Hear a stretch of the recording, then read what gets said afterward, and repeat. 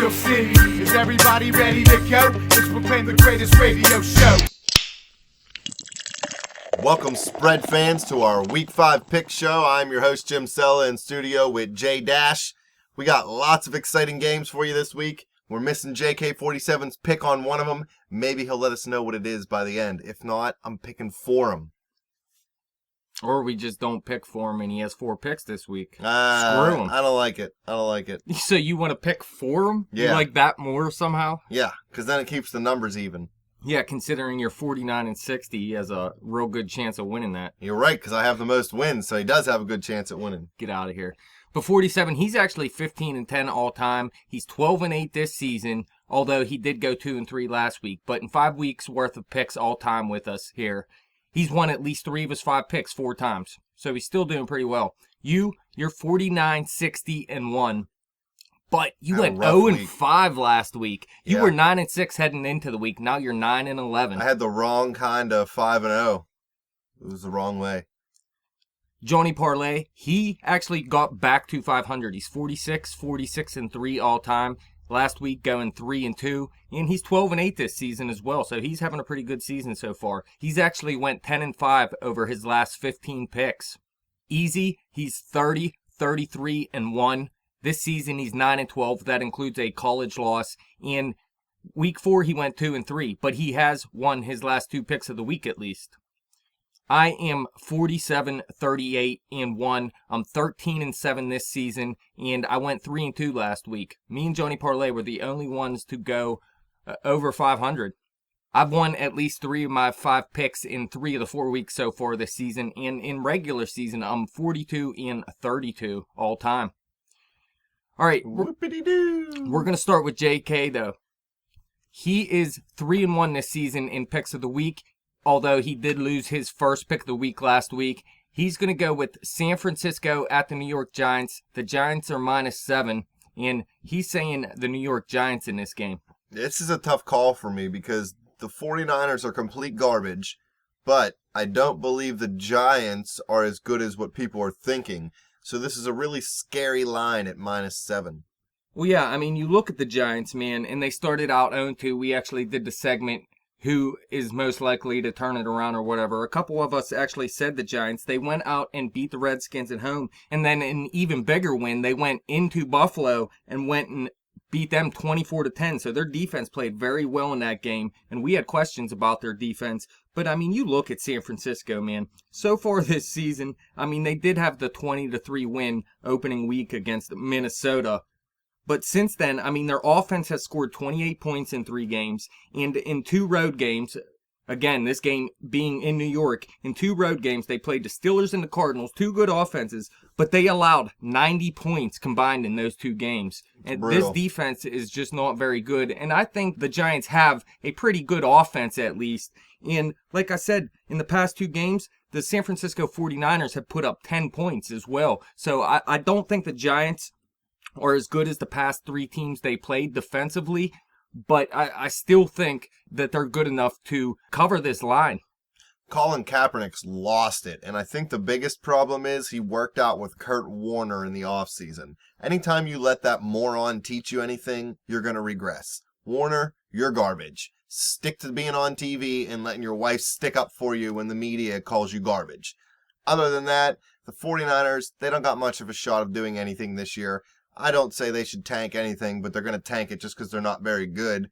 The offense isn't going to do anything. And even though I think it's scary, I think the Giants just continue the trend and roll San Francisco. Well, look, the way that San Francisco has to win is to run the ball. The way that you beat the Giants is to pass the ball. They're actually last in the league against the pass. And I don't think that's the way that the San Francisco 49ers are set up to win.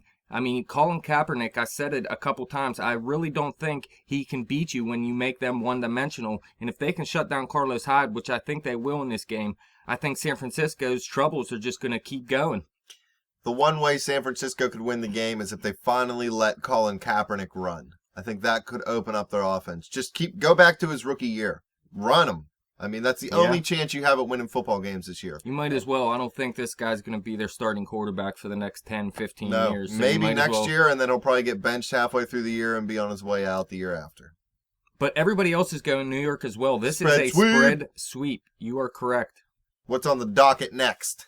We're going to go with your pick. You are also 3-1 in picks of the week this season. Yeah, so fans, please don't tune out. I was 0-5 last week, but I'm 3-1 on my picks of the week. Yeah, seeing that you were 0-5 last week, you obviously lost your first pick of the week last week as well. And you lost it taking KC against Cincinnati. You thought Cincinnati was going to have their letdown. You're going right back at it. Seattle at Cincinnati. That's right. Cincinnati is -3. What are you saying? I hate the Cincinnati Bengals, and I would pick against them every single week. I'll tell you that right now. But I don't know how. I figured this would be a pick 'em. I don't know how it's Cincinnati -3. I know Seattle has struggled a little bit this year compared to the last 2 years. I know Russell Wilson, I'm pretty sure he's on pace to be sacked more than any other quarterback in NFL history. So they need to get that line straightened out a little bit. Cincinnati has a good pass rush. They'll be able to put a good pass rush on Wilson. But I just don't see the Bengals. This is the letdown game. I said it last week. You know, they won. They beat Kansas City at home. They're 4-0 right now. They're leading the division. They think everything's great. Everybody's, anointing Andy Dalton as the greatest quarterback in the NFL right now. People. Yeah, and they're done with it. Seattle's a real team. Bluck you, Kansas City. I should have never taken you. Alex Smith, you're garbage. I retract everything I said about him being better than Vic. You're now worse than Michael Vick. Kansas City's garbage. Andy Reid's garbage. Seattle is not. Even though I hate Russell Wilson, he beats Andy Dalton this week.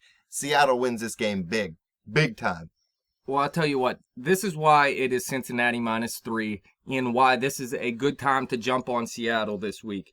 It's because Cincinnati, they're 4-0, and like you said, Seattle hasn't gotten it all together yet. They lost their first couple games. They have won their last 2, but you look last week, they only put up 13 points against the Detroit Lions. But you look what Cincinnati did this season. They beat the Oakland Raiders. Woo! They beat the San Diego Chargers. Yeah. They beat the Baltimore Ravens. Woo! And then they beat the Chiefs. What do all those teams do? They let up yardage defensively. These defenses aren't that great. Now, you're going versus Seattle. I think this is the letdown week for Cincinnati. I mean, like I said, you look at Seattle. They did lose their first 2 games, but over the past 2 weeks against the Bears and the Lions, they've let up 10 points combined. Now, the Bengals, they probably do have a better defense than both of these teams. And you can say, look, those were both home games. Look at their road games. They let up 34 points at the Rams and 27 points at the Packers. But you could also say this defense wasn't playing like themselves. They got Cam Chancellor back. This defense is playing much better right now. I think they're going to be able to stop Andy Dalton, and he's going to have his letdown game this week. Yeah, I was just going to say, I think Cam Chancellor is the game changer in this one. He's in his 3rd game now this season. He's really back into football shape. He's going to pick off Andy Dalton 2 times. So Seattle is too much for Cincinnati. Bluck you, Cincinnati. Johnny Parlay and Easy are both going Cincinnati, but they don't know what they're talking about. You and I and 47, we're all saying Seattle in this game. Spread majority. Spread majority. There it is. It's 13-7 this season. Money. The next pick we're going to go with is Johnny Parlay's pick of the week. Now, he's 10-11-1 in picks of the week all time, but he is 2-2 this season.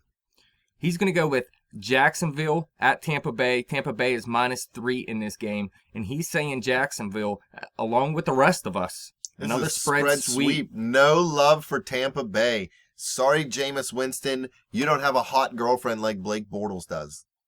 Garbage. The Jaguars, they're not this year's coming out team, but they're next year's coming out team. I think next year they might 8-8, maybe 9-7. This year you're still maybe looking at a 7-9 season. The offense is rounded into form a little bit. TJ Yeldon's getting it going. Blake Bortles is getting it going. Alan Hearns is getting it going. Julius Thomas still not in the lineup, but once they get him back in there, he can help contribute. I just don't see anything in Tampa Bay that I like. I took them last week to cover with Carolina, I think, and they let me down. So, you know what, Tampa Bay? Screw you. I don't remember who your coach is, but he's terrible, and he cost me money and boxes of ziti and whatever else you want to call it. I'm all about Jacksonville this week. Yeah, look, Tampa Bay, they're -3 in this game. And they only have one win this season, and it was against the Saints, which, I mean, you'd think they'd usually lose that game, but it was a division game, and Tampa Bay always gives New Orleans trouble. Now, the other 3 games, that they lost by a good margin. I mean, their closest margin of defeat was 10 points, okay? Then you take a look at Jacksonville. They got blown out in 2 games, and then they kept 2 games close, winning one of them. They beat the Miami Dolphins 23-20. Last week, in Indy, then we lost by 3 points. The 2 blowouts coming against the undefeated Carolina Panthers and the undefeated New England Patriots. Look, Blake Bortles has looked good this season. Over the past couple weeks, he has 5 touchdowns compared to 1 interception. He's been throwing for well over 200 yards each week. I mean, this guy looks good right now. They have good receivers out there. I think this is going to be a close game. Who knows? Tampa Bay may even win this game. But the fact that they're getting 3 points in this game, I'm going to take Jacksonville all day. It's not even really a road game for Jacksonville. It's not like they have to travel that far, So this is good for them. It's still in the state of Florida. They got it. They're going to win this game big. Big. Big time. All right, let's go with Easy's pick of the week. He's going New England minus 8.5 at Dallas. The over under 49.5. The over under 49.5. This is where 47 hasn't made his pick. He better hurry up and send it in via spread satellite. He's killing me here. Fans, if you agree or disagree with any of these, hit us up on Twitter at bet_the_spread. Hit me up on Twitter at betjimthewin. If there's any other games you want to hear us pick this week, we may not do a segment, but we can definitely send you some comments, let you know what to take. And like I said, he's 2-2 this season in picks of the week. Easy, that is. But he won his last 2 picks of the week. And he's saying New England here, even though they got this big line. 8.5, that's the big boy line. The Dallas Cowboys, I've been talking up Brandon Weeden. I think it's fun. He's got a cannon for an arm. Throws a beautiful ball. The most beautiful pass Jerry Jones has ever seen, even though he drafted Troy Aikman. But the Dallas Cowboys, they're no match. What are they, 0-2 without Tony Romo? They have no Dez Bryant. Lance Dunbar's Dunbar for the season now. It's just kind of a mess down there in Dallas. They're trying to hold their head above water. It's not going to happen. New England's so good. It doesn't matter if they're on the road. It's just like a home game that's not in New England. These guys are going to go down there. Brady's going to pick them apart. New England's defense will probably get 1 or 2 turnovers. Cowboys will sink. Jerry Jones will say he's garbage. Matt Castle will be the starter next week. Yeah, you can look at it as the last time New England played, it was at home versus the Jaguars. They put up 51 points. They're not going to do the same thing on the road, you say. 52. But look, yeah, at the Bills in week 2, they put up 40 points against them. And they're coming off a bye, so they had 2 weeks to prepare for this game. What is the Dallas Cowboys coming off of? Another big injury. Lance Dunbar going down. Now they're without Dez Bryant, Lance Dunbar, like you were saying. So they're without all these players. I mean, this is a big line, but New England has been on a roll. They're coming off a bye. Dallas, it looks like they're falling apart. They had an 11-point loss and a 6-point loss over the past 2 weeks. So, I mean, how are you not going to go with the Patriots in this game? I don't know. Why don't you ask Johnny Parlay? Dude's crazy. Well, how he's looking at it, he's saying the home team are the underdog and they're getting 8.5 points. I mean, I understand where he's coming from. Usually when an underdog has that big of a line, you want to take the home team there, but I wouldn't even tease it and take the home team. I wouldn't even take Dallas at 15.5. Dallas has lost everything on their offense. Their defense looked pretty good for the first 2 weeks, but over the last 2 weeks, they let up 65 points. Granted, it was the Falcons and the Saints, but the Patriots are not by any means an easier matchup. So I think the Patriots are going to go out there, blow this defense up. And while the New England Patriots don't have the best defense in the world, like I said, Dallas really has nothing going on out there right now. They're losing all their weapons. They're losing everything. Dallas, you're garbage. Although they did get Greg Hardy and Rolando McClain back this week, so that might help out defensively, but it's not going to help. They need to help the offense. The defense, they're just going to get torched no matter what in this game. So me and you, we're going New England. Easy's going to go New England, like I said. Johnny Parlay, you said he's going Dallas, and 47, no pick. He's going New England. He just sent me the message. You're lying to me. I am not lying. Show me the message. I deleted it. Yeah, exactly. I'm trying to save room on my phone. Please believe you lied. Well, fine. If New England covers, then you cost 47 a pick. How'd I cost him a pick, Because man? you wouldn't let can't me pick for him. him. Why not? He would relegate his pick to me. He trusts me. Obviously, no I'm a one nice would trust guy. you with those 60 losses. He trusts me with my 49 victories. All right, let's move on to the last game here. It's my pick of the week. Oh, woo. I am 10-5-1 all time in picks of the week. But look at this. I'm 1-3 this season. I lost my last 3 picks of the week. I already lost more picks of the week this season than I did last season. And last week, I took Arizona to cover against the Rams. Arizona was at home. It just didn't work out. I'm going right back to Arizona. I think this is a great line for him. Arizona -2.5 at Detroit. The over-under 44. I mean, you look, like I said, they lost to the Rams last week, but they were blowing teams out before that. Granted, it was the Saints, the Bears, and the 49ers that they blew out, and all those defenses aren't very good. The Lions, they definitely do have a better defense, and you could say, hey, look, Detroit last week went into Seattle and lost just 13-10. Their defense played pretty well, while their offense, they didn't do too much. I think the Cardinals have a good defense, so I think Detroit's going to struggle in this game offensively, but you look at that Seattle game, they needed to win that game. Detroit, it was all or nothing in that game because they were 0-3. They had to win that game, and they lost. Now their season's pretty much over. I think, yeah, they only let up 13 points last week against Seattle, but Marshawn Lynch, he was out. I actually think Arizona has a little bit better of an offense right now outside of the quarterback position.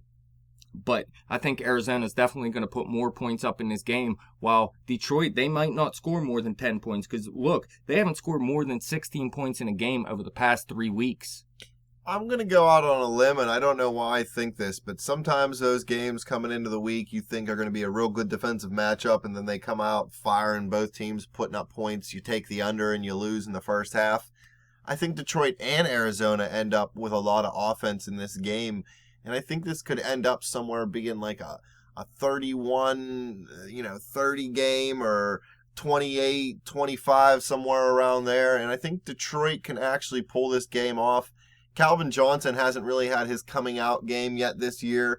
I don't know. There's rumors that his speed has fallen off. We'll be talking about him later in the week in our 3 and Out segment if you want to go check that out. But I think Detroit and Arizona, they both put up good offense, and I think Detroit actually covers this line at 2.5.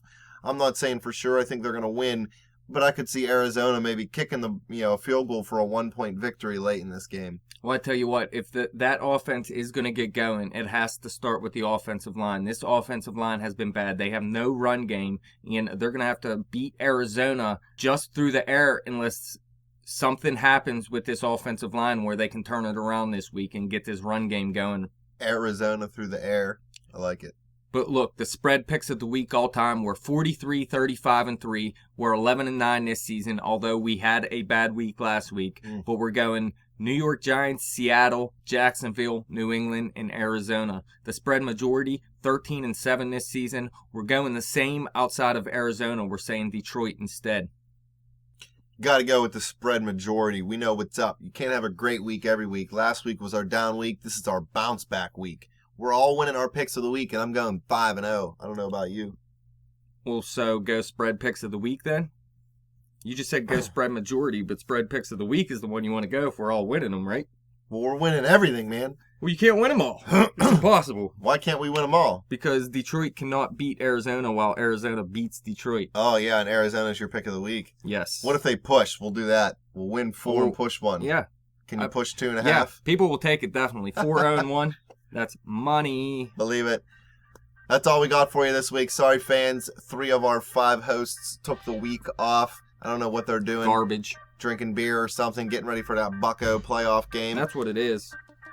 Anything you want to let us know, hit us up on Twitter at bet_the_spread. Hit me up on Twitter at betjimthewin. Check out that Facebook page at facebook.com/betthespread. Keep coming back to YouTube and clicking subscribe, clicking thumbs up. Throw us those comments. Hopefully we helped you win a little bit of money this week. We do not promote illegal gambling.